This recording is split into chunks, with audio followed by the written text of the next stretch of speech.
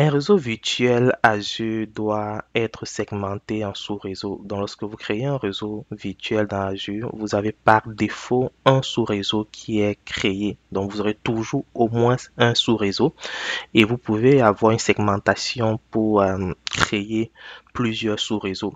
Les sous-réseaux vont tout simplement vous permettre de mieux organiser vos ressources et de mieux sécuriser également vos ressources. Alors, lorsque vous allez créer dans votre réseau dans Azure, vous aurez la possibilité d'avoir un ou plusieurs sous-réseaux. Grâce à ce sous-réseau-là, vous aurez tout simplement euh, une division logique au sein de votre réseau. Également, les sous-réseaux vont vous permettre d'améliorer la sécurité parce que grâce au sous-réseau, vous pouvez décider de comment est-ce qu'un sous-réseau peut communiquer avec un autre sous-réseau. Vous pouvez mettre en place des règles de sécurité qui vont faciliter la gestion du réseau et qui vont autoriser ou interdire certains trafics via un sous-réseau. Alors, lorsqu'on crée les sous-réseaux, c'est la plage d'adressage du réseau qu'on va venir segmenter entre les différents sous-réseaux. Et en aucun moment, deux sous-réseaux ne doivent s'échevaucher. Ce qui veut dire que chaque sous-réseau doit avoir une plage d'adressage spécifique. Et lorsque une plage d'adressage est déjà utilisée pour un sous-réseau, on ne peut pas réutiliser une partie ou l'entièreté de cette plage d'adressage pour un autre sous-réseau parce que tout simplement le chevauchement est interdit dans la mesure où chaque ressource qui va se retrouver dans un sous-réseau aura une adresse IP privée qui est en quelque sorte l'élément d'identification qui permet de diriger le trafic vers ce périphérique-là. Donc on ne saurait attribuer la même adresse à deux périphériques, ce qui veut dire qu'on ne saurait avoir deux sous-réseaux où on a deux périphériques ayant les mêmes adresses dans ces sous-réseaux. Ok. Alors, pourquoi est-ce qu'on doit utiliser des sous-réseaux? Il est très important d'utiliser des sous-réseaux dans la mesure où, lorsqu'on crée notre réseau, on a ce besoin-là d'organisation et d'isolation des ressources. On veut également avoir une gestion beaucoup plus fine des adresses IP et on veut aussi contrôler le trafic, puis bien évidemment mettre en place des règles de sécurité distinctes.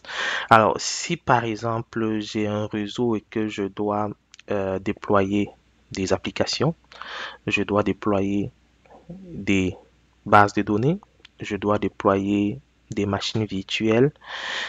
Il serait préférable que j'ai plusieurs sous-réseaux et que je crée mes sous-réseaux en fonction peut-être des actifs que je vais déployer et gérer là-dedans. Donc, un sous-réseau pour les bases de données, ce qui va permettre justement de contrôler le trafic vers ces bases de données-là dans mon réseau. Pareil pour la portion applicative, pareil également pour les différentes machines virtuelles que je vais tout simplement déployer dans mon sous-réseau. Alors ici, quand même, je vous donne quelques orientations pour la création des sous-réseaux dans la plateforme InfoNuagic Microsoft Azure. Déjà, comme on l'a dit, chaque sous-réseau doit avoir une plage d'adresse unique et le chevauchement est tout simplement interdit, ce n'est pas autorisé. Et lorsqu'on définit nos sous-réseaux, on spécifie toujours cela au format CIDR. Je crois que vous savez de quoi il s'agit. De toutes les façons, on aura des exemples un peu plus loin. Également, il faut savoir que certaines ressources dans Azure auront besoin de leur propre sous-réseau. On va penser notamment aux appliances réseau, on va penser notamment au gateway. Donc, si vous avez une passerelle d'application, par exemple, à déployer, ce sont des ressources qui, en théorie, doivent se retrouver dans leur propre sous-réseau. OK? Et également, comme on l'a dit, les sous-réseaux peuvent être utilisés pour la gestion des trafics. Donc, on peut créer un sous-réseau pour contrôler et acheminer le trafic via, par exemple, une appliance réseau qui va permettre de faire peut-être une analyse et un filtrage au niveau du réseau. Vous pouvez aussi limiter l'accès à vos ressources. Donc, ça, c'est la portion sécurité que vient nous apporter le recours au sous-réseau. Donc, grâce au sous-réseau, on sera capable également de tout simplement limiter l'accès à nos ressources. Donc, ça sont des éléments qui doivent nous orienter dans comment est-ce qu'on vient définir nos sous-réseaux. Et comme je vous ai donné l'exemple précédent, donc si on a des applications à déployer, on pourra avoir un sous-réseau AppSubNet. Si on a des bases de données à mettre en place, on peut avoir un sous-réseau Database Subnet.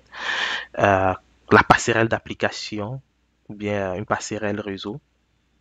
Ça, ce sont des dispositifs ou bien des services qui doivent avoir un réseau spécifique. Dans ce moment, on va créer un réseau spécifique pour cela. Alors ici, on a un peu un exemple de comment est-ce que les réseaux sont structurés dans Azure. Donc, vous voyez là, on a à peu près 5 sous-réseaux dans un réseau virtuel. Et vous voyez le format justement ici de la définition du sous-réseau. Donc, on voit justement le format ici de la définition du sous-réseau avec le format qui a été, avec le format recommandé. Et lorsqu'on définit notre sous-réseau, on a directement un certain nombre de plages d'adresses IP disponibles qu'on peut utiliser. Okay. Alors, la prochaine capsule, on va tout simplement parler d'adressage parce que lorsqu'on crée notre sous-région, on a justement ces besoins d'adressage là, tant au niveau du réseau qu'au niveau des différents sous-réseaux selon nos besoins. Donc, ce qui veut dire qu'avant de se lancer dans la création de nos réseaux et de nos sous-réseaux, il faut prendre un peu de recul et planifier l'adressage de nos dispositifs en tenant compte bien évidemment des spécificités qu'on a dans la plateforme info nuagique et bien évidemment des adresses réservées au niveau du fournisseur info nuagique. Merci et à la prochaine capsule.